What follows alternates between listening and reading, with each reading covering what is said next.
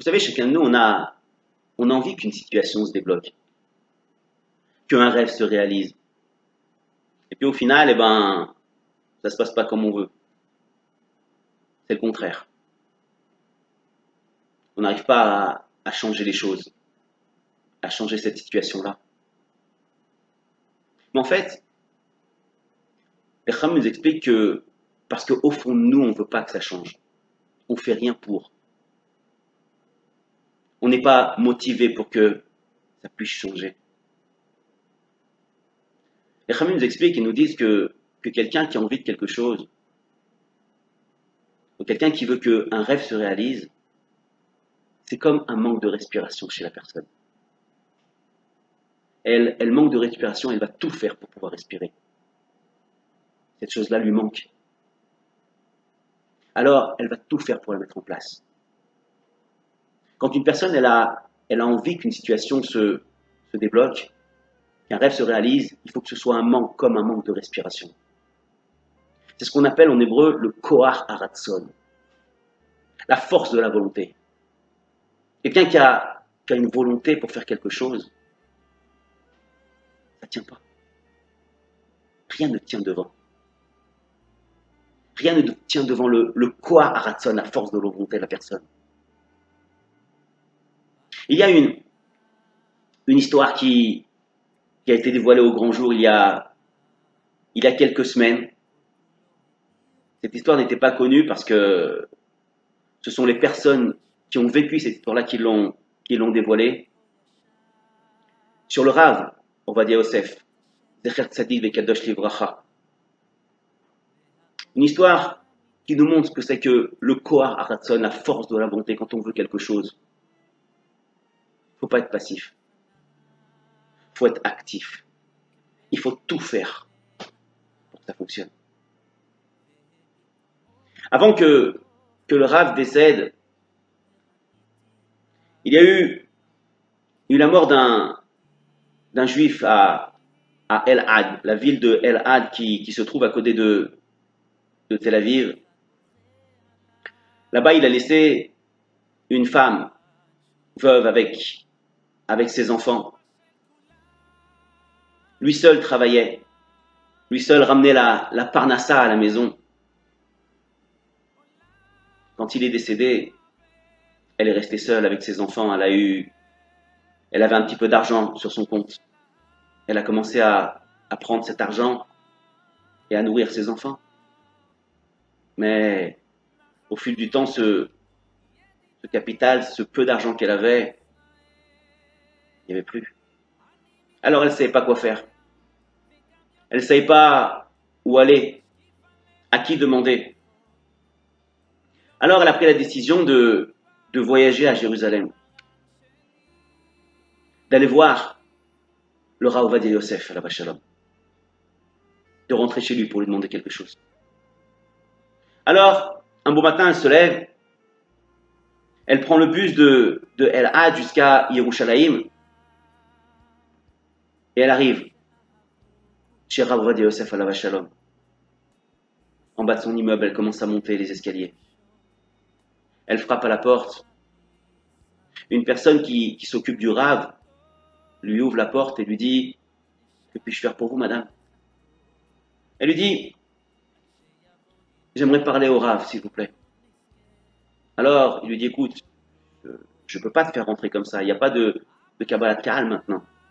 Le Rav ne reçoit personne maintenant. Il a commencé son limud de Torah et on ne peut pas le déranger. » Alors, cette femme-là lui dit « Écoute, je viens de la ville de El-Had, je suis veuve et je veux juste parler quelques minutes avec le Rav.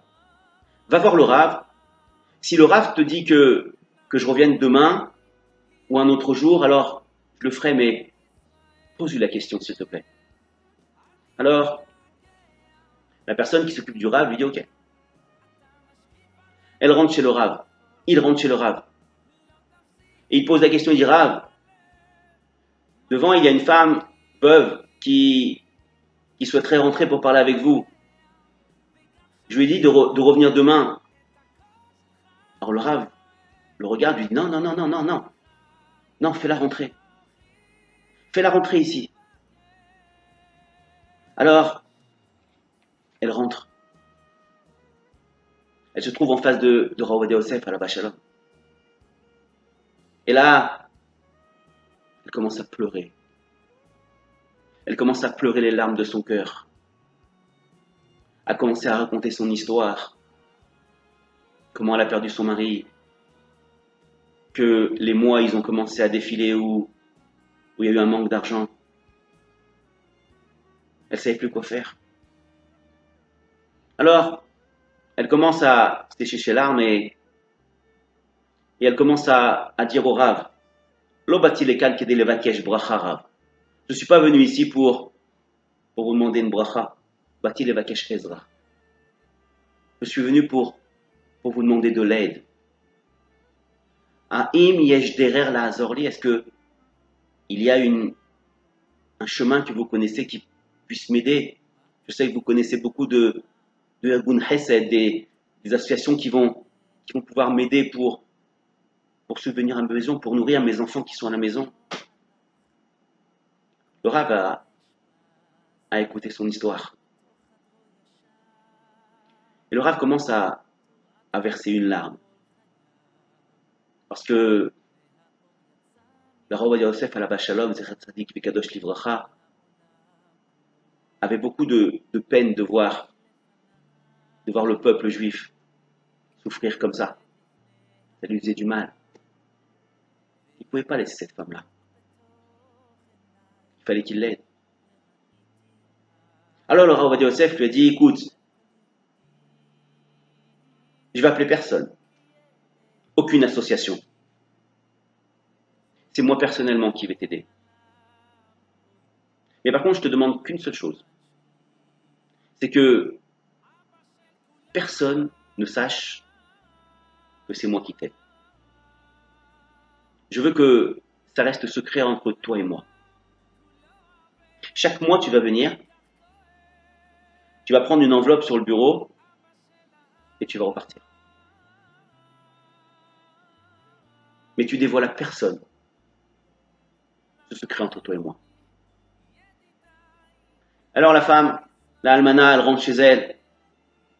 Et chaque mois, elle vient au bureau de Rav Ovadia Yosef, elle prend une enveloppe sur le bureau et elle repart. Tout le monde dans la maison de Rav Ovadia regarde, ne savent pas qui est cette femme, ne savent pas ce qu'il y a dans l'enveloppe. Elle prend son enveloppe et elle s'en va. Ça a duré pendant 7 ans. Pendant 7 ans, chaque mois, cette veuve, elle venait, elle prenait l'enveloppe sur le bureau du Rav Ovadia Yosef et elle repartait. Personne n'a posé de questions. Tout le monde se demandait ce qui se passait, mais on ne posait pas de questions au Rav. Et puis après, au fil du temps, avonotenu arabim, le Rav Ovadia Yosef, Zecher Tzadik Livracha, décède. Et là, tout le Ham Israël est en pleurs. Mais elle pleure encore plus que les autres. Parce qu'elle pleure le Rav, mais elle pleure aussi l'argent qu'il lui donnait. La situation va revenir comme elle était avant. Alors, elle ne savait plus quoi faire. Elle ne savait plus quoi faire. Elle ne savait plus où aller. Alors, un bon matin, elle se dit une chose. Elle se dit, je sais que les tzadikim, ils sont décédés, je le sais. C'est vrai. Aval, je sais aussi qu'ils nous aident. Ils nous aident dans ce monde-là. Que quand quelqu'un il a besoin, il prie à Kadosh Baruch Hu B'tzkuta Tzadik et Kadosh Baruch Hu il l'aide. Alors, elle s'est dit, je vais aller sur la tombe de Rav Ovadia Yosef alav shalom à Yerushalayim. Je vais aller pleurer à Kadosh Baruch Hu B'tzkuta Tzadik. Parce que le Tzadik il va m'aider. Parce que Kadosh Baruch Hu B'tzkuta Tzadik, il va m'aider. Alors, un beau matin, elle commence à prendre le bus de El Had jusqu'à Yerushalayim, jusqu'au Kever, à Saïdria, de Rovadia Yosef. Et chaque semaine, elle vient. Et chaque semaine, elle pleure sur le Kever. Les larmes, elles tombent sur la matseva, sur la pierre tombale. Elle pleure. Elle ne part pas de là-bas tant qu'elle n'a pas fini tout le Sefer Tehilim. 3 heures. Chaque semaine, elle vient. Et elle pleure. Akadosh Baruch Hu, Bizchut Hatzadik. Aide-moi. Aide-moi à m'en sortir. Et puis un beau soir, elle repart à El Had, dans sa ville. Et là, elle commence à rentrer chez elle, fatiguée du voyage, des pleurs. Elle commence à se servir un verre d'eau. Elle s'assoit sur le canapé et puis elle n'a pas le temps de finir son verre d'eau, alors elle s'endort. Et là, elle commence à rêver. Et là, elle rêve Rovadia Yosef. Et là, Rovadia Yosef, dans le rêve, il lui dit, Betty, ma fille, la matifki, pourquoi tu pleures? Comme je t'ai aidé quand j'étais en vie, même maintenant je vais t'aider, ne t'inquiète pas. Écoute-moi, regarde ce que tu vas faire. Beyom Chabishi Akarov, jeudi prochain, Beoulam Bet Israël Be'Yerushalayim, dans le Oulam là-bas, dans la salle de Bet Israël Yerushalayim, Besha Achad Batsaoraim, à 1h de l'après-midi, il y a une mila qui va se passer. Je veux que tu ailles là-bas. Je veux que tu sois présente à cette mila-là. Et là-bas, il y a un homme qui s'appelle Shalom Saadon. Va vers lui et dis-lui que c'est moi qui t'envoie et qu'il t'aide. Alors là, d'un seul coup, la veuve se réveille et elle se dit, mais ouf, quel rêve j'ai fait, il est magnifique ce rêve-là. Mais bon, elle n'y croit pas trop. Elle n'y croit pas trop parce qu'elle se dit, j'étais toute la journée chez Rovadia Yosef. Donc en fait, c'est parce que je l'ai vu toute la journée, parce que je suis triste en ce moment et je pense qu'à lui qu'il s'est dévolé à moi, alors elle n'y croit pas trop. Elle fait son Kriyat Shema, il est tard dans la nuit. Elle fait son Kriyat Shema à la mita. Elle va se coucher. Et là, elle rêve une deuxième fois, Rovadia Yosef. Et il lui redit la même chose. Ma fille, pourquoi tu pleures? Comme je t'ai aidé quand j'étais vivant, je vais t'aider maintenant.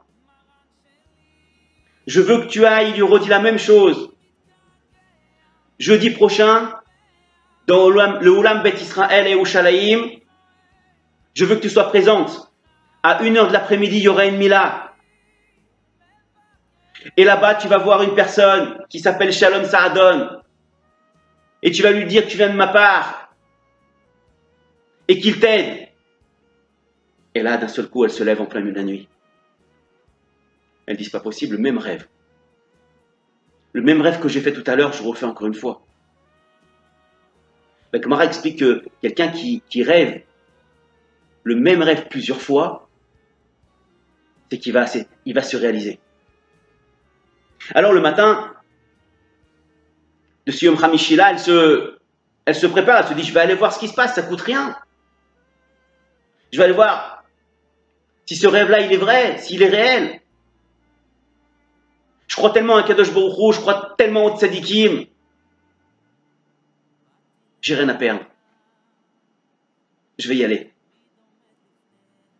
Et là, elle prend le bus pour aller à Yerushalayim, au Oulam Bet Israël. Elle ne sait pas où ça se trouve, elle commence à demander à telle ou telle personne. Et au final, elle arrive. Elle rentre à l'entrée du Oulam.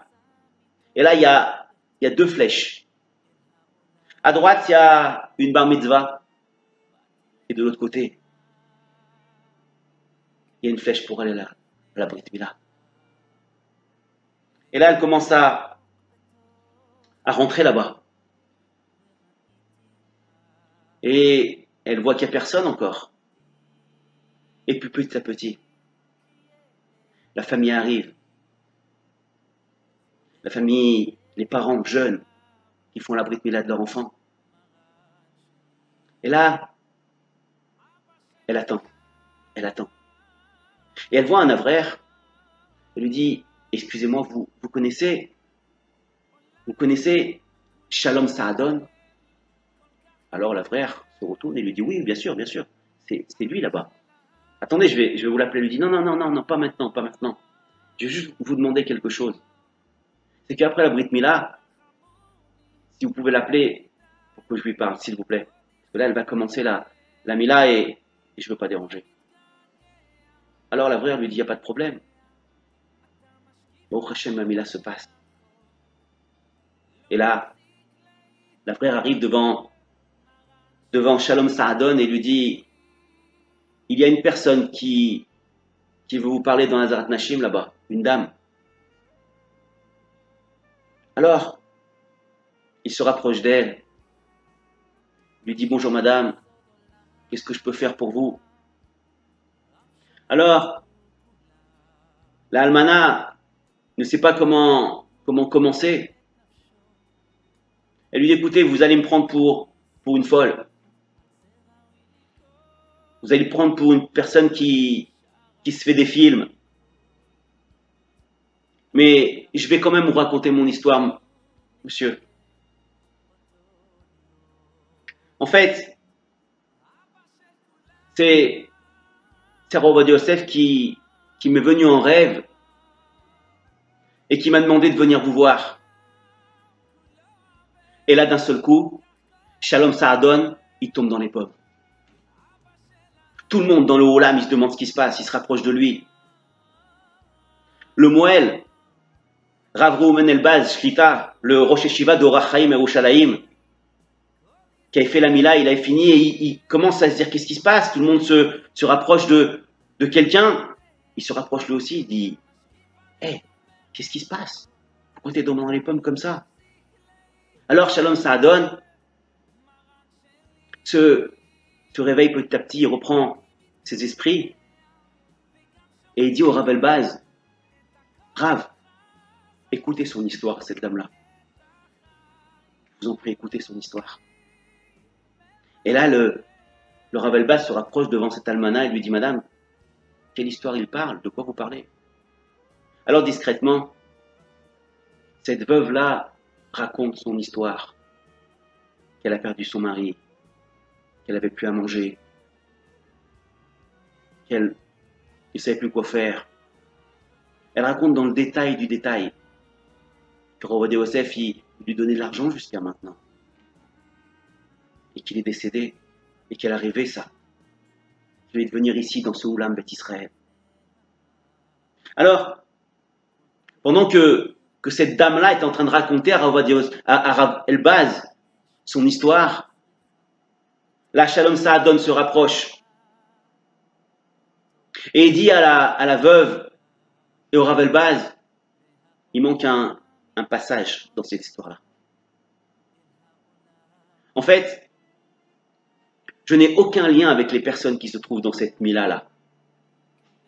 Moi aussi, j'ai rêvé Rav Ovadia Yosef, qui m'a dit que de venir dans cette Mila et qu'une femme va venir me voir et va me demander de l'argent, va me demander de l'aider. Et quand j'ai vu cette femme-là, je suis tombé dans les pommes parce que ce que j'ai rêvé, c'était la vérité. En fait,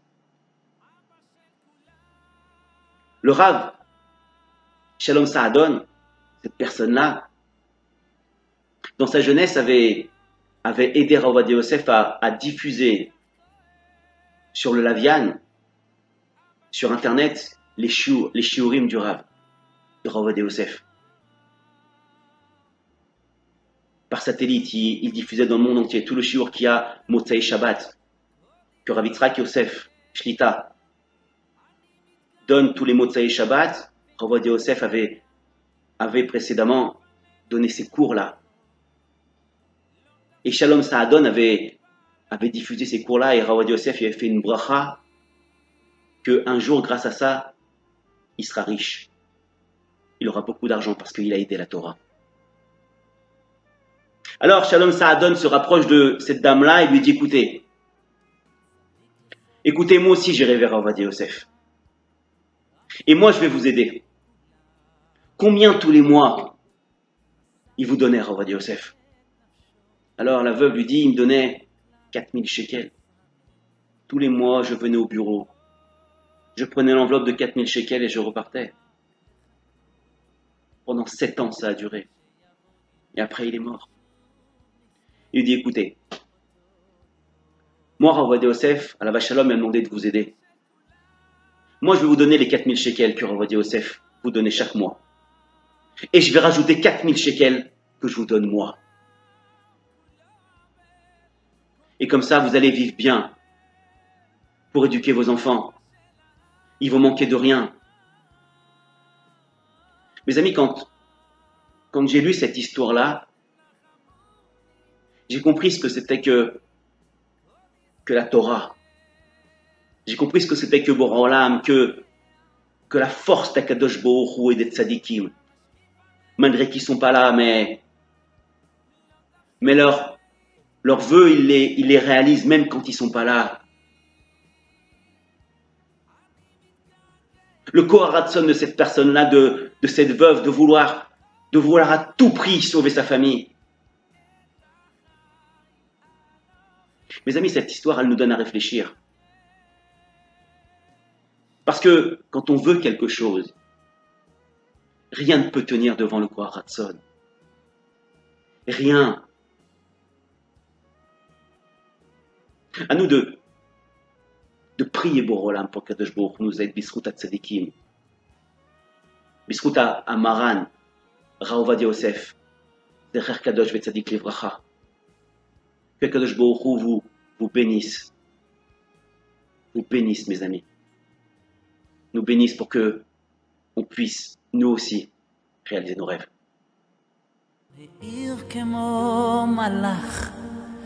כמו שמש בזריחה, בתוך חדרו ישב, תורת השם מכל חייו, והאור יצא מתוך לאחור מה נראה מאתמול, אם נזכור איך בזבזנו ימים של ריצות, מלחמות, צירוף של שעות.